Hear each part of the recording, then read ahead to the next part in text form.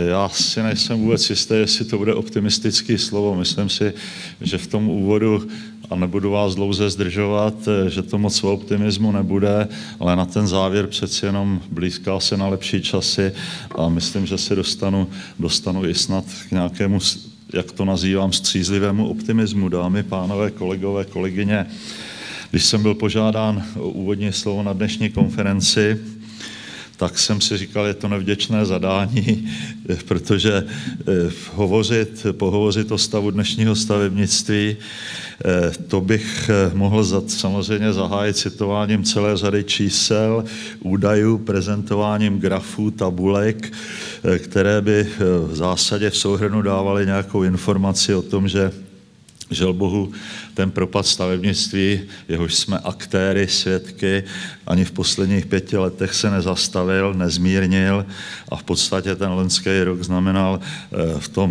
v tom propadu to, že se ještě urychlil. Samozřejmě jenom úplně, byť jsem si říkal, nebudu mluvit o číslech, je to depresivní, deprimující, ale přesto ten rok 2013 zmínil jsem nejhlubší propad v té délce toho 5letého marazmu, tak to byl skutečně nejhlubší propad stavební výroby, meziročně minus 8,3%. A jenom pro zajímavost, já při řadě příležitostí v časopisu stavebnictví ty věci, ty čísla inzerujeme, informujeme, tak v tom součtu za těch 5 let propad stavební produkce je možná pro někoho neuvěřitelných, ale je to téměř 430 miliard korun. Čili 430 miliard korun je téměř jednoroční výkonnost celého našeho odvětví a to už je skutečně věc na pováženou a věc, která nikoho z nás absolutně nemůže nechat klidným. Vy jste ale, kolegové stavbaři, sledujete stejně jako ostatní kolegové z oboru, z odvětví tento vývoj bezprostředně. Každého z nás se dotýká a tak samozřejmě ta fakta, která jsem zmínil, nad těma není co jásat, rozhodně nepotěšila. To, co by nám společně asi udělalo velkou radost, kdybych mohl předpovědět, že ten letošní rok konečně je časem obratu a že stavebnictví opět poroste. A bohužel nemůžu být tak optimisticky nezodpovědný. A to, co mě k tomu vede, samozřejmě jsou získané zakázky, ty zásobníky práce, to vyjádření v tom finančním objemu zásobníků práce k tomu konci loňského roku, a to jak u veřejného sektoru, tak i u privátního sektoru. Takže tomu zastavení toho propadu, než kvůli tomu zdvihu v průběhu roku 2014, v průběhu letošního roku, rozhodně nic nenasvědčuje. Možná trochu někteří z vás minulý týden zaregistrovali výsledky ČSÚ za leden letošního roku.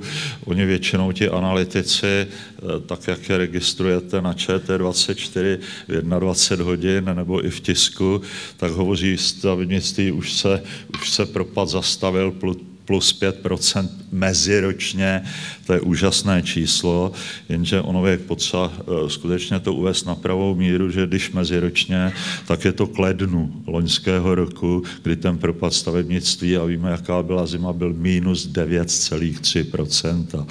Takže samozřejmě žádný zázraky ani v tom lednu, přestože byl teplý a přestože dokázal ovlivnit naše činnosti, stavění bez jakýchkoliv zimních opatření, pozitiva do ekonomiky firem zcela jednoznačně, tak žádný velký zázrak to neznamenalo. Ale přesto pro ten letošní rok bych určitou dávku optimismu chtěl deklarovat. Není to možné, aby bylo hůře, než bylo, kterou bych nazval skutečně takovým střízlivým optimismem. To, co bychom považovali my za úspěch v letošním roce, tak by bylo to, kdyby ten propad se snížil podstatněji v tom téměř tempu trvalém a byl maximálně poloviční než ten loňský rok. Čili ta naše predikce se pohybuje někde mezi 3 až 5%. Samozřejmě to číslo minus 3% v tom součtu by bylo určitě dobré. Pochopitelně není to jenom o tom, co bychom měli v rukou my z pohledu, nejsme investoři, nejsme stavebníci, vždycky mě irituje, když o nás novináři hovoří jako o stavebníkách, vždycky je uvádím na pravou míru, ale nějak se mi to v poslední době daří čím dál tím méně, prostě jsme stavebníci. Těžko se s tím teda dá smířit.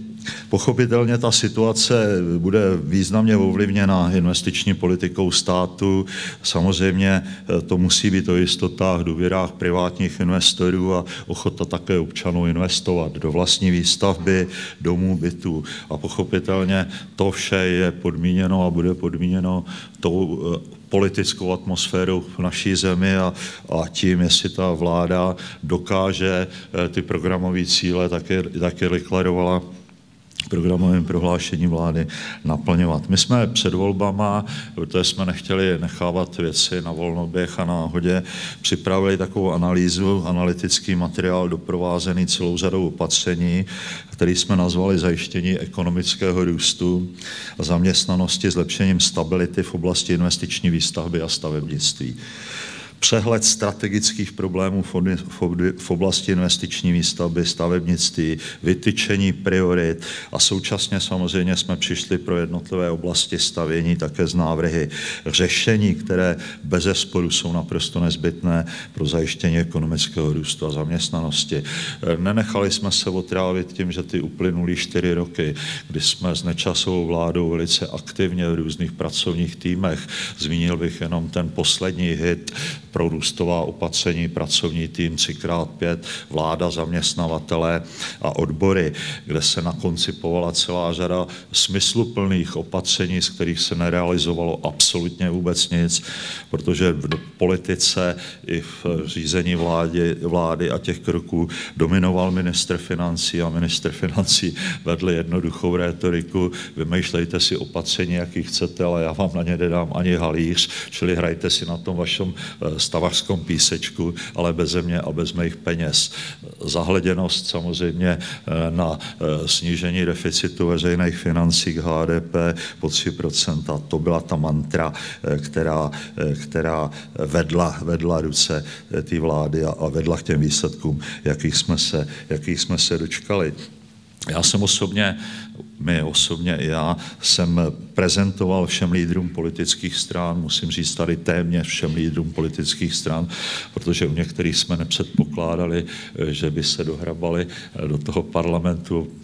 Ono se to stalo, ale zase nějak nemáme trauma z toho, že s tím dotyčným předsedou ani já nemám to osobní trauma, že jsem s ním nejednal o těch opatřeních, ale s těmi, kteří dneska představují tu koalici, tak se všemi a prezentovali jsme všem těm lídrům jako podklad pro sestavení jejich volebních programů ty naše materiály, ty naše návrhy, které se týkaly problematiky dopravní infrastruktury, problematiky bytové výstavby, energetické náročnosti budov, legislativa. Víte, v jakom marazmu se potýkáme s výkladem zákona o veřejných zakázkách. Víme, že prostě ty plamení bojovníci protikorupční s těmi, řeknu, planoucími mečemi prostě tu situaci spíš, a nechci používat slova tvrdá až vulgární, spíš tu situaci komplikují, než ulehčují.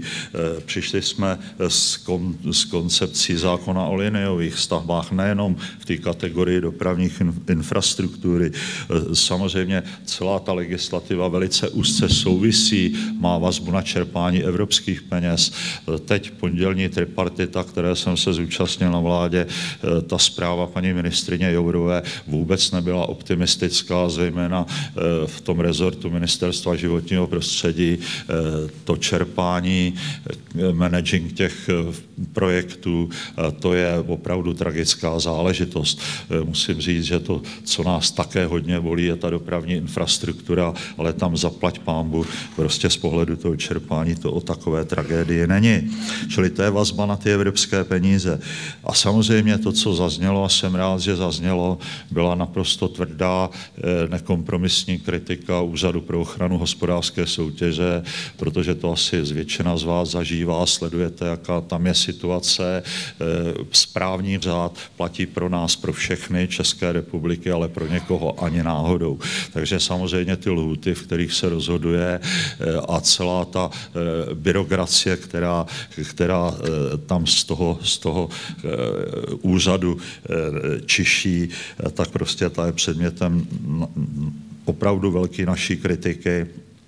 Přidali se další kolegové Svazu průmyslu a dopravy a samozřejmě věříme, že pan premiér na to reagoval, že ty věci se nějakým způsobem dokážou zlepšit. Když jsem zmínil to, co všechny zajímá, zákon o zadávání veřejné zakázky, víte, že vyšla nová evropská směrnice Evropské komise, víte, že jsme měli 21 novel toho zákona od roku 90, takže nejdem cestou novely, nepůjde se cestou novely, půjde se cestou nového zákona a my jsme si teď proto, aby se nějakým způsobem odbrzdili těch 50-60 miliard, které jsou zmražený na úrovni ÚHOSu a který je potřeba pustit do té realizace, tak jsme se dohodli na malé technické novele, zejména je to jednání o dodatečných pracech a další věci, více práce, méně práce, procenta s tím související a další věci, které samozřejmě říkáme, že v té paralele sestavy nového zákona by to mělo být o té malé technické novele a na té koncepci, filozofii ty novely jsme domluveni. Dnes všichni známe programové prohlášení vlády České republiky, součástí je koaliční smlouva na 2013-17 a já jsem skutečně rád, a to je ten střízlivý optimismus, že v podstatě všechny ty věci, tak jak jsme promítli do toho souhrnného opatření, byly akceptovány v oblasti dopravní infrastruktury. My jsme dlouhodobě usilovali o stabilizování státního fondu dopravní infrastruktury, státního fondu rozvoje bydlení přes peníze. Takže to, co je standardem v zemích Evropské unie na západ od nás, zejména, že výdaje na té výdajové stránce rozpočtu, ty výdaje na dopravní infrastrukturu se pohybují v určitém procentu z HDP. Tady jsme pracovali s číslem 2% HDP ze spotřební daní, navýšení a další opatření, že byly akceptovány, promítly se do toho programového prohlášení vlády a musím říct, že i ty dvě jednání tripartity, které jsme měli převčírem, bylo to druhé s novou vládní garniturou, tak jsem přesvědčený a ten pocit jako zaměstnavatelé máme pozitivní, máme dobrý. Samozřejmě nejsme naivními hlupáčky, protože vždycky v těch programových prohlášeních vlády je nastaven program, který v nás, občanech, podnikatelích, určitý optimismus vyvolá, pak s určitým zklamáním o to zvětším sledujeme tu skutečnost, což bylo přesně ta situace v tom roce 2010. Takže to je jedna z věcí, kde říkám, pragmatický optimismus je na místě a mělo by to vést k tomu, že skutečně vidíme ten rok 2015 jako určitý rok obratu, rok, kdyby propad měl končit, kdyby jsme měli končit prostě na nějakom tom čísle, které ještě nebude srovnatelné s tím číslem letošního roku, aby v roce 2016, a věříme tomu, bylo určitě lépe. Ten pozitivní další signál, o tom jsem nehovořil, zmíním. My jsme dlouhodobě usilovali o to, aby postavení stavebnictví na úrovni veřejné správy bylo důstojné. Víte, že Slovensko, nemusím chodit daleko, ministerstvo dopravy, výstavby a regionálního rozvoje příklady vidíme v Německu, v Rakousku, Británii, v dalších zemích, kde stavebnictví, a zejména v Německu, s kterým máme velice dobré pracovní kontakty, hlavně v Německým svazem, že to stavebnictví má úplně jiné postavení než v České republice. Dlouhodobě hovoří hovoříme o tom, že tady je kompetenční zákon, který vymezuje Ministerstvu průmyslu obchodu tu rozhodující koordinační roli, my nevoláme po ministerstvu stavebnictví, ale tu koordinační roli, která by měla být v gesci úseku sekce stavebnictví, vedená náměstkem ministra. A mohu říct, že to se nám povedlo a v podstatě předvčerejškem byl jmenován nový náměstek ministra pro stavebnictví, založená sekce stavebnictví. Bude hodně na nás, jaké tam budou výsledky, jaká tam bude práce. My jsme v přípravě odvedli hodně velký kus práce z pohledu organizační náplně, pracovní náplně a také jsme se dokázali shodnout na úrovni SII, na úrovni ČKAITu, Komory inženýrů, Svazu podnikatelů ve stavebnictví, stavebního práva, o vytvoření určitého konzultačního týmu a skutečně ten úsek nenecháme na to Ministerstvu průmyslu obchodu běžet na volnoběh a tu činnost samozřejmě si budeme kontrolovat, budeme řídit a s těmi opatřeními náměty tam chodit v každém případě budeme. Čili to je bezesporu úspěch, který jsme tady za 20 let, dlouho jsme o to usilovali, ale nezaznamenali, takže se vracíme nebo chceme dát tomu našemu oboru, našemu odvětví i ten backing, to zázemí, slušné zázemí na úrovni ty státní správy, veřejné správy. Byl to důsledek skutečně určitý nekoncepčnosti v oblasti veřejných investic a to mělo vazby s tím organizačním neuspořádáním, ale spíš neuspořádáním, kterého jsme byli svědky. Možná jenom pro vaši informaci je potřeba si uvědomit, že stavebnictví je rozprostřeno na 5 ministerstvech. 5 ministerstvech v České republice, to je anomální stav, Ministerstvo průmyslu, obchodu, Ministerstvo dopravy, Ministerstvo životního prostředí, Ministerstvo pro místní rozvoj a na Ministerstvu zemědělství, vodního hospodářství. Takže tohle, když chcete skoordinovat nebo dát dohromady, každý si hraje na svém písečku a prostě nějaký zájem, nějaký společný tah na bránu z pohledu toho odvětví, tak o tom vy byste mohli vyprávět neméně tak dlouho z vlastních zkušeností, jak bych o tom mohl vyprávět já, ale tím už v podstatě skončím. Tady samozřejmě i ten význam ve vztahu na Evropskou komisi i tohoto útvaru je velice dobrý. Tady musím říct a zcela objektivně to zaznělo i na tom jednání teď pondělním tripartity na vládě, aktivity paní ministryně Jourové a myslím si, že jsme se tam shodli na maximální podpoře, aby to, co dneska už se skutečně, zejména v tom operačním programu 1, co se nedokáže vyčerpat ani v tom N+2, N+3, tak prostě se musí usilovat o to, aby o ty peníze se nepřišlo a je to v desítkách miliard a aby se dokázalo vykomunikovat jejich přesun na to období 2014-2020. Já jsem přesvědčený o tom, že ta vláda dneska už si uvědomuje, protože zmínil jsem, že už nemůže být hůře, že si uvědomuje ty významy stavebnictví, toho významu multiplikačních efektů stavebnictví, přínosu pro ekonomiku země, pro její konkurenceschopnost a říkám, zatím dobré pocity z toho startu, s tou vládní garniturou. Říkám, jsme si vědomi toho, že je to velký záběr práce, že ne na všechny ty požadavky nebo všem těm nárokům, oprávněným nárokům musí být vyhověno okamžitě, ale zůstáváme a jsme optimisty. Já bych přál celému stavebnictví, přál bych vám, přál bych nám, aby se naplnila naše důvěra a ta vláda, která nám teď vládne, tak aby byla, a ve finále jsme to za ty 4 roky mohli konstatovat, byla vládou osvícenou. Děkuji.